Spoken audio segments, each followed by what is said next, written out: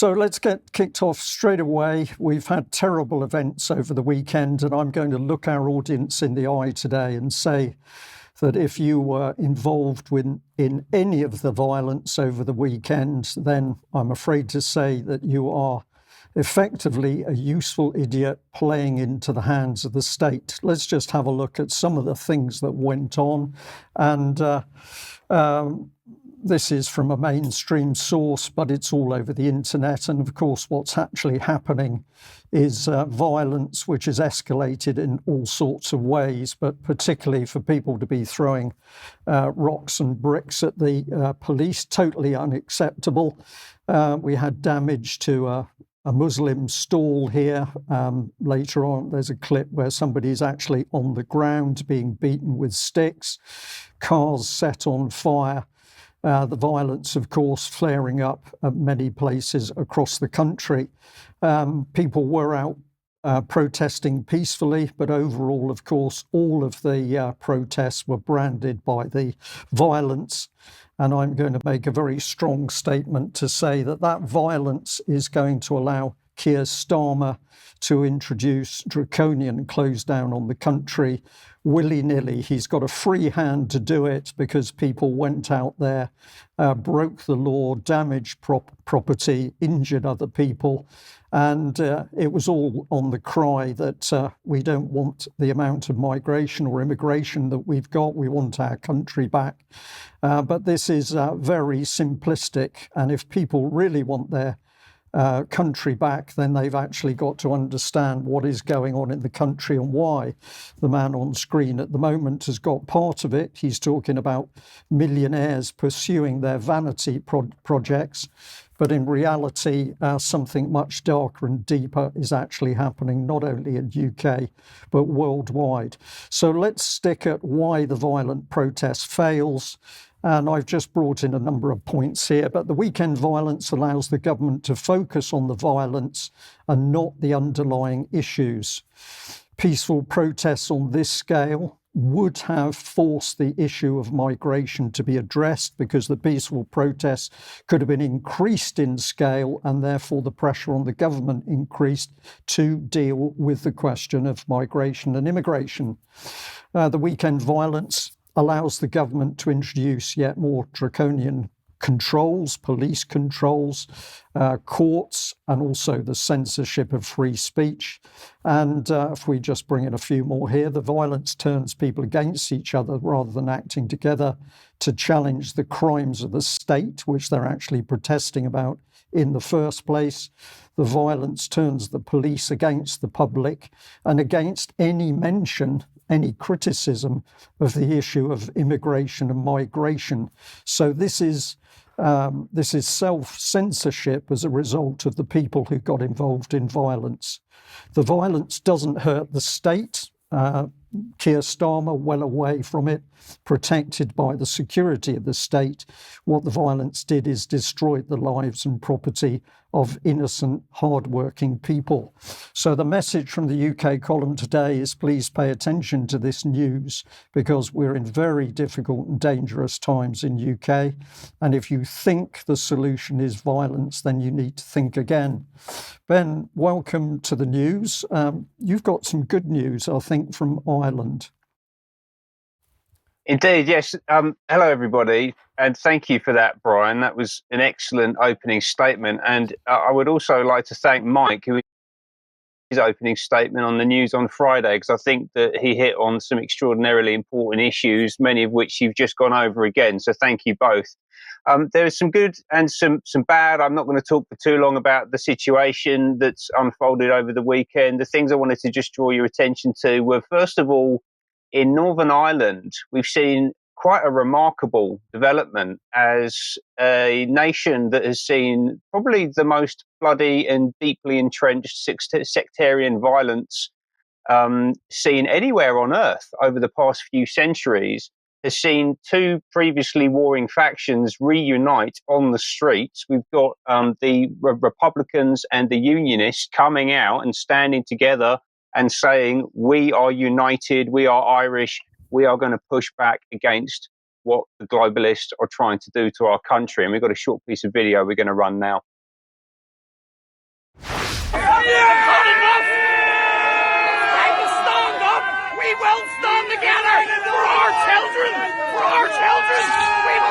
together! This is an uprising!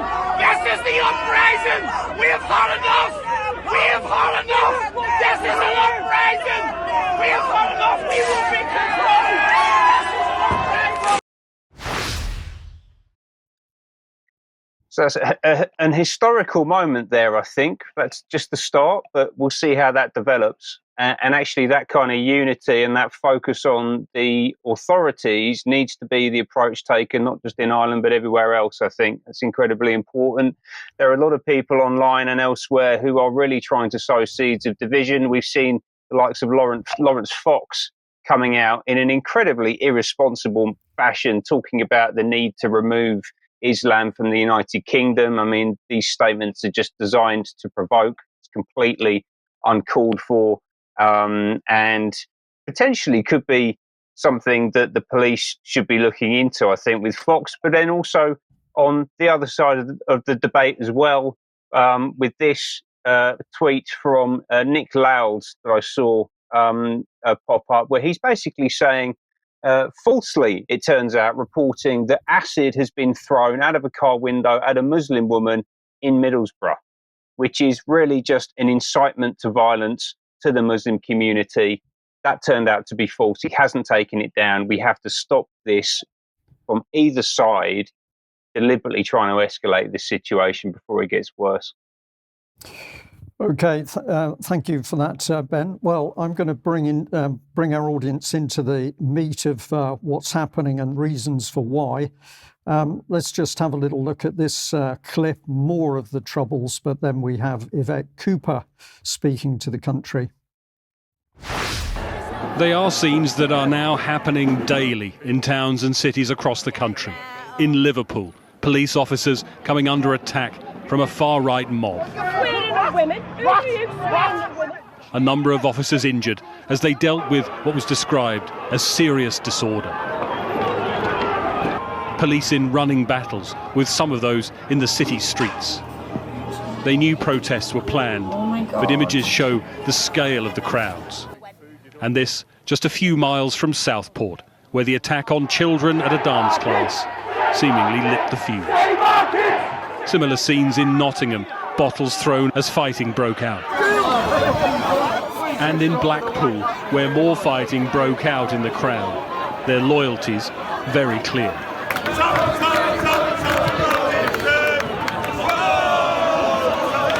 Any person organising or taking part in the procession is committing an offence.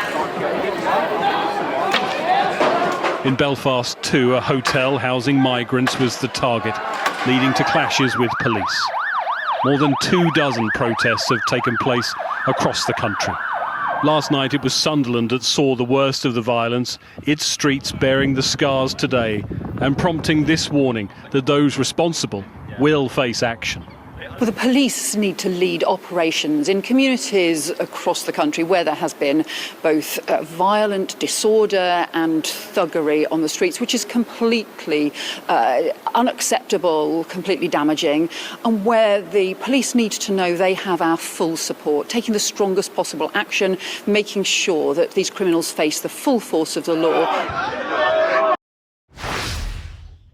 So there we are, Home Secretary Yvette Cooper, full force of the law to crack down on these people. She's interested in the violence, she's not interested in the immigration and the migration.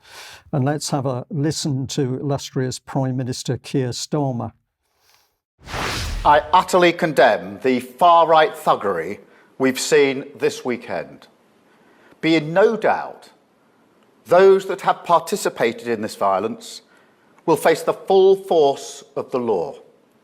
The police will be making arrests, individuals will be held on remand, charges will follow, and convictions will follow. I guarantee you will regret taking part in this disorder, whether directly or those whipping up this action online and then running away themselves. This is not protest. It is organised, violent thuggery, and it has no place on our streets or online. So he's pretty good on thuggery on the streets, not so good on Jimmy Savile, but that's a debate for another time. But of course, who was the close friend, possibly puppet and string puller of Keir Starmer? Well, it was none other than Tony Blair, and that's where we need to focus. Let's have a look at this clip and remind ourselves. When Tony Blair emerged from his North London home into the morning sunshine to head for the palace, he was almost swamped by well-wishers.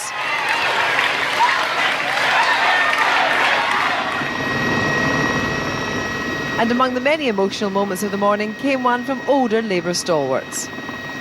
There's no question whatsoever, in my own opinion, of our having achieved this victory in '97 if it hadn't been for Neil's courage and determination in leading up to '92. And it gives me great pleasure publicly to be able to say that. Thank you, Vicky.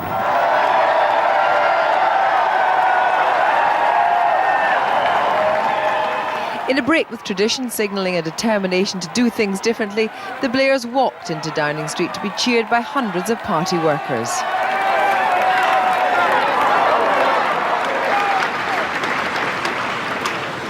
As I stand here before number 10 Downing Street, I know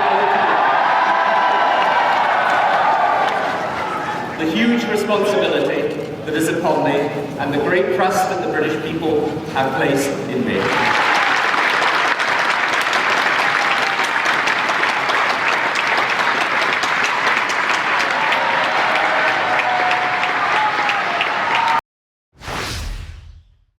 So why have we got Blair on screen? Well, have a look at this, because this is where we need to get back into history to discover what was going on.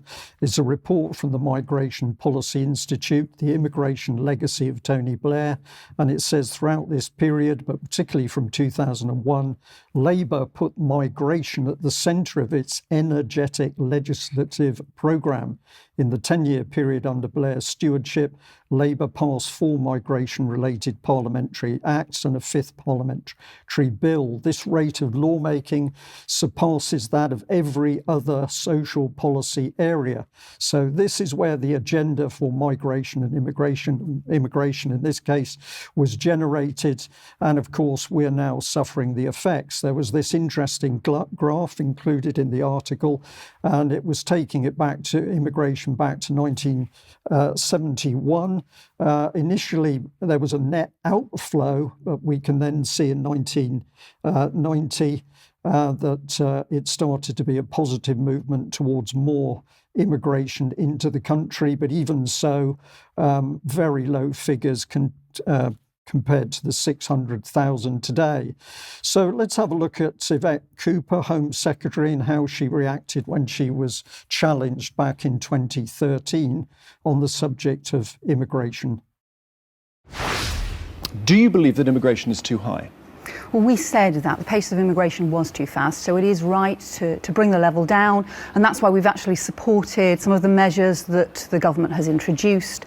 For example, greater restrictions on people who were coming here with high qualifications but actually were coming to do lower skilled jobs. So yes, there are things like that you should do, because I think, you know, we recognise there were things that we did, for example, around not having transitional controls on Eastern European migration, which we should have done. But when you say the pace of immigration was too high, does that mean you think immigration was too high under Labour and it's too high now? Well, as I said, we do think that the level should come down. That's why we're supporting some of these measures that the government's introduced. But I think you've also got to look at what kind of immigration. You never seem to use the phrase. Well, actually, I just immigration did. Actually, I just did. I just did, and I talked about actually because you had the problem, for example, of not having transitional controls for Eastern Europe. But you've also got to look at what kind of immigration that you have. So I think, for example, illegal immigration has been a growing problem. There should be much stronger action to deal with that, and the government's not doing that. But at the same time, what the government is doing is putting off legitimate university students who bring billions of pounds into this economy. So you've got to look at the kind of immigration, as well as the level, as well as the pace. If you think immigration must come down, by how much should it come down? Well, I think there is a problem with the approach the government's taking, because they've set this target for net migration, which in practice includes a lot of British citizens. So, for example, the way in which net migration has fallen over the last few years So Labour, will not answer the question, and the reason she won't answer the question is because the problem which we now face today has been created by the political parties as part of a much deeper agenda. Are the Tories any better? Let's have a look. Immigration figures now, and Rishi Sunak has been forced to admit the number of people migrating legally to the UK is too high. The figure for net migration has reached a record high of just over 600,000 last year. It's a big increase on the previous year and comes despite repeated government pledges to bring migration down. But Mrs Sunak denies he's lost control of the issue. Our deputy political editor Anushka Asthana has more. It is a promise you will have heard. Net migration to this country will be in the order of tens of thousands each year. Again. We do want to bring net migration down to sustainable levels. And again. And we will have a system that is finally subject to proper democratic control. 13 years and 5 Conservative Prime Ministers later, they're still saying it, but with a bit less confidence. Numbers are too high. It's as simple as that, and I want to bring them down. And no wonder. When the Tories regained power in 2010, net migration was 256,000. After a dip because of the pandemic, numbers hit an all-time high of almost 500,000 in 2021. Today's 606,000 breaks that record, taking us some way from that tens of thousands. Made up of 1.2 million people coming to the UK and more than 550,000 leaving, the rise has been driven by students, work visas, and humanitarian schemes, including for Ukraine. So what are they going to do about it? Well, of course, he wasn't going to do anything much about it, but we're now seeing the root of the problem, which so many people who are out on the streets simply do not understand, that this is a created problem. It's been created across the Labour Party and the Conservative parties. This is a much deeper agenda. Where can we go for a glimpse of that agenda? Well, of course, we have to go to the UN and we'll look at migration, which is encouraged by the UN, and the name which came to my mind immediately was Peter Sutherland. Here's Peter Sutherland at the Bilderberg 2013 meeting, and of course Ed Ball's husband of Vivek Cooper, also at that same meeting. Why are we interested in Mr. Sutherland?